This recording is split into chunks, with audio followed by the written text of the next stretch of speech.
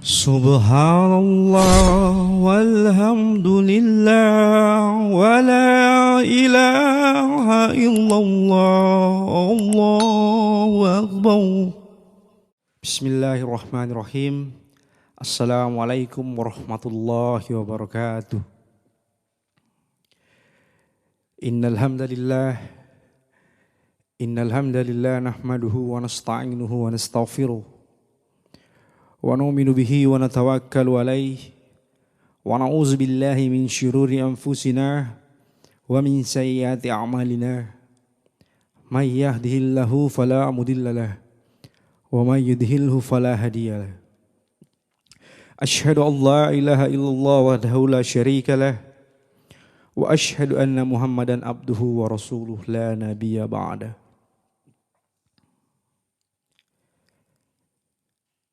Syukur Alhamdulillah senantiasa kita panjatkan kehadirat Allah Subhanahu wa Ta'ala. Allah yang begitu baik, Allah yang begitu sayang sama kita, Allah yang begitu cinta sama kita. Allah masih memberi kita kesempatan hadirin sampai hari ini untuk bisa menghadiri majelis ilmu, untuk sama-sama bisa berbenah diri jadi lebih baik lagi di mata Allah Subhanahu wa Ta'ala. Allah Subhanahu wa Ta'ala yang kuasa menciptakan kurang lebih 18.000 jenis makhluk, teman-teman. Allah ciptakan dengan penciptaan yang sempurna. Allah jaga rezekinya.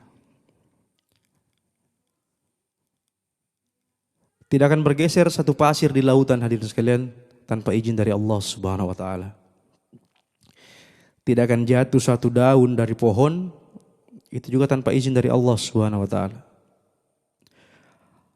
Allah Subhanahu wa Ta'ala yang mengatur segala sesuatu yang ada di langit dan di bumi. Begitu banyak nikmat yang Allah berikan kepada kita. Allah beri kita keluarga, Allah beri kita rezeki, Allah beri kita pekerjaan. Salawat dan salam senantiasa kita kirimkan juga untuk junjungan kita Nabi besar Muhammad sallallahu alaihi wasallam. Allahumma shalli wa sallim alaihi. Karena begitu mulianya baginda yang berhasil menggulung tikar-tikar kezoliman, hadirin sekalian, kemudian membentangkan tikar-tikar kebenaran untuk kita semua. Sosok manusia yang selalu mencintai kita sampai hari kiamat nanti. Cinta beliau kepada kita tidak akan pernah putus, teman-teman sekalian.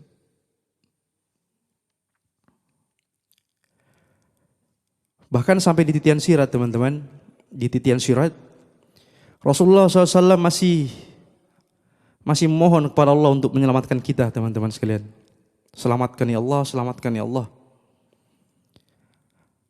Allah masih minta keselamatan untuk kita. Manusia yang paling sibuk di akhirat nanti, di padang mahsyar nanti hanya Rasulullah SAW. Sibuk mencari umatnya, sibuk menyelamatkan umatnya. Semoga kita semua bisa mendapatkan syafaat beliau. Amin ya rabbal alamin. Teman-teman hijrah yang dimuliakan Allah Subhanahu wa Ta'ala,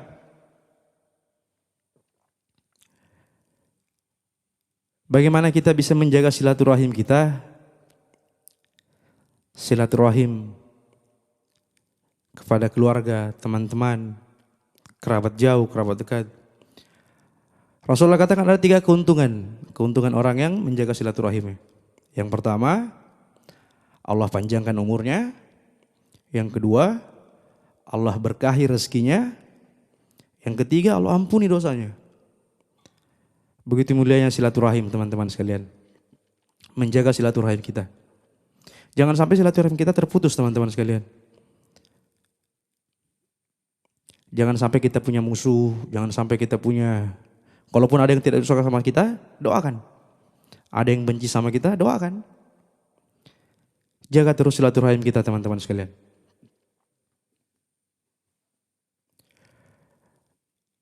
Hadirin yang dirahmati Allah Subhanahu wa Ta'ala,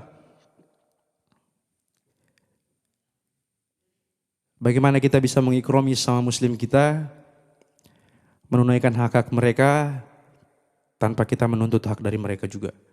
Jadi artinya kalau kita berbuat baik sama saudara muslim kita atau sama orang, jangan pernah meminta untuk dibalas hal yang sama, teman-teman sekalian. Ikhlas saja karena Allah. Lakukan saja semua karena Allah.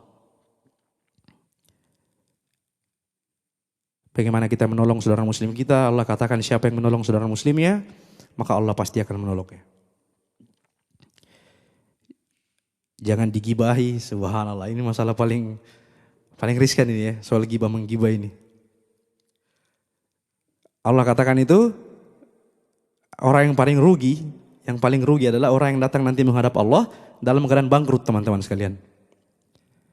Orang yang menghadap Allah nanti yang paling rugi adalah orang yang datang dalam keadaan bangkrut. Siapa mereka? Siapa mereka orang-orang yang bangkrut ini? Kata Nabi, orang yang bangkrut adalah orang yang mendirikan sholat, menjaga amalan-amalan sholatnya, sering berbuat pahala, sering berbuat amal baik. Malamnya menghabiskan waktu sholat malam, tetapi siangnya sibuk menceritakan aib saudaranya. Sibuk menceritakan aib saudaranya. Sibuk digosipi saja saudaranya. Gibah, gosip. Inilah orang-orang yang bangkrut, teman-teman sekalian. Kenapa dikatakan bangkrut? Karena dia datang menghadap Allah dengan kehabisan pahalanya. Habis diberikan kepada orang-orang yang dia gibahi. Habis diberikan kepada orang-orang yang dia ceritai aibnya. Akhirnya apa? Habis amal-amalan yang dia buat, teman-teman sekalian. Inilah orang-orang yang paling rugi. Jadi bagaimana kita bisa mengikrami saudara muslim kita, stop digibah, stop gosip-gosip segala macam, tutup rapat-rapat aibnya saudara muslim kita yang kita tahu. Kan hadis Nabi mengatakan, barang siapa yang menutup aib saudara muslimnya, maka Allah akan menutup aibnya rapat-rapat. Dan barang siapa yang membuka aib saudara muslimnya, maka Allah akan membuka aibnya sehingga dia merasa dipermalukan di depan rumahnya sendiri. Nauzubillahi min dzalik. Muliakan saudara muslim kita, teman-teman sekalian. Apalagi tamu yang datang ke rumah kita, subhanallah. Tamu itu punya kemuliaan, teman-teman sekalian ya. Tamu yang datang ke rumah kita itu membawa kemuliaan. Jadi ada satu kisah di zaman Rasulullah SAW. Ada seorang, kalau di sekarang ini bahasanya dia itu seorang buruh, seorang pekerja ya. Jadi dia buruh, suka angkat barangnya orang kalau sudah belanja. Jadi di zaman dulu, di zaman Rasulullah ini ada seorang pemuda, tugasnya dia seperti itu. Dia suka mengangkatkan barang belanjaannya orang. Nah suatu ketika ada bapak yang sedang berbelanja, lalu si pemuda ini menawarkan dirinya, biarkan saya membawakan barang belanjaan bapak sampai di rumah. Jadi sesuai kesepakatan harganya, akhirnya deal, terus pemuda ini membawakan barang belanjaan bapak ini. Tiba-tiba di perjalanan, teman-teman sekalian, terdengar suara azan. Kemudian si pemuda ini berkata kepada bapaknya, saya mau sholat dulu pak. Kalau bapak tidak bisa menunggu, tidak apa-apa, bapak tidak usah bayar saya, bapak lanjutkan saja perjalanan. Tapi kalau bapak mau menunggu, saya sholat dulu beberapa menit, setelah itu saya akan lanjutkan lagi angkat barangnya bapak sampai ke rumah. Gitu. Kemudian bapak ini berkata, iya tidak apa-apa, saya tunggu saja sampai selesai sholat. Gitu. Jadi pemuda ini sholat, sudah itu dia lanjutkan lagi pekerjaannya, dia angkatkan barang bapak ini sampai ke rumahnya. Begitu sampai di rumahnya, teman-teman sekalian, bapak ini menawarkan makan gitu kepada anak muda ini. Jadi ada istrinya, ada anaknya, ditawari makan pemuda ini, makan dulu. Pemuda ini berkata, saya lagi berpuasa pak, saya lagi berpuasa gitu. Terus kata bapak ini, oh maaf kalau begitu, nanti kalau buka puasa, tolong singgah lagi ke rumah ini, datang lagi ke sini gitu. Nanti kita siapkan buka puasa buat Anda, sekalian kita makan sama-sama di sini. Saya tunggu Anda nanti pas buka puasa gitu. Jadi pemuda ini pergi, kemudian pas dibuka puasa, pemuda ini datang kembali ke rumah bapak yang tadi. Disiapkanlah buka puasa. Kemudian setelah buka puasa, istri bapak ini menyiapkan kamar untuk istirahat seorang pemuda ini. Jadi bapaknya bilang, saya sudah siapkan kamar untuk Anda istirahat dulu. karena perjalanannya lumayan jauh. Istirahat dulu, nanti besok setelah subuh baru Anda bisa melanjutkan perjalanan lagi itu. Jadi menginaplah pemuda ini di rumah orang itu. Di sebelah rumah bapak ini ada ibu-ibu yang sedang lumpuh, teman-teman sekalian. Di sebelah rumahnya bapak ini ada seorang ibu yang sakit sudah bertahun-tahun, lumpuh dia, tidak bisa jalan. Bertahun-tahun seperti itu. Kemudian ibu yang sakit ini mendengar kalau ada tamu yang datang di rumah sebelah. Gitu. Terus dia pernah mendengar Nabi berkata bahwa tamu itu ada kemuliaan. Ada kemuliaan yang dibawa sama tamu yang datang ke rumah orang. Kemudian ibu ini berdoa, teman-teman sekalian. Ibu yang lumpuh ini berdoa, ya Allah, demi kemuliaan tamu yang datang di rumah sebelah. Bayangkan. Dia berdoa, ya Allah, demi kemuliaan tamu yang datang di rumah sebelah, tolong sembuhkan penyakit saya, ya Allah. Doa ibu ini, teman-teman sekalian. Subuhnya, ketika bapak ini bangun, dia ingin bangunkan anak muda ini, ternyata anak muda ini sudah tidak ada. Jadi subuhnya itu pemuda ini sudah tidak ada, pemuda ini sudah pergi. Lalu alangkah kagetnya bapak ini ketika besok paginya, ibu yang sakit ini tiba-tiba berjalan. Tiba-tiba berjalan dan datang ke rumah bapak ini, datang ke rumah tetangganya. Bapak ini kaget kan, wah ibu sejak kapan sembuh? Siapa yang ngobati? Lalu ibu ini berkata, saya tidak sengaja mendengar kalau semalam ada tamu yang datang di rumah bapak.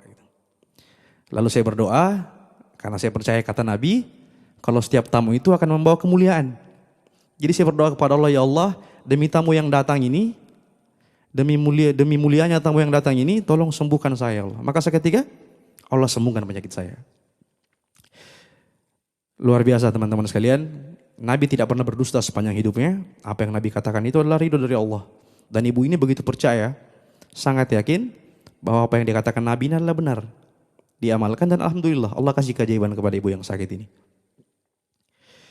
Jadi teman-teman hijrah yang dirahmati Allah Subhanahu wa taala, jaga silaturahim kita, muliakan teman-teman kita, muliakan tamu kita, hormati yang lebih tua dari kita, sayangi yang lebih muda dari kita, hargai sesama kita. Jangan pernah merasa orang yang lebih tua itu lebih hina dari kita. Kita harus beranggapan kalau yang lebih tua itu lebih mulia. Kenapa? Karena amalnya lebih banyak gitu. Dia lebih banyak bikin pahala daripada kita.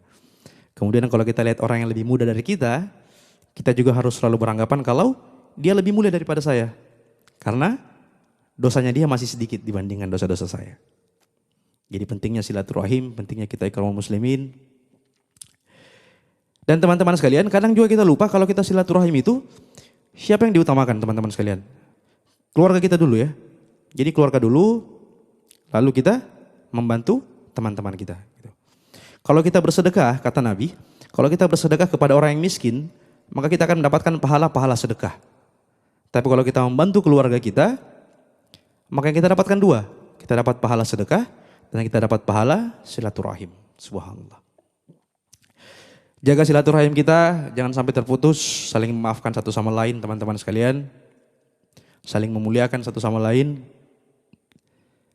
Dan yang saya bilang tadi, garis bawahi, jangan pernah kita menggibah satu sama lain karena jangan sampai kita menjadi orang-orang yang bangkrut.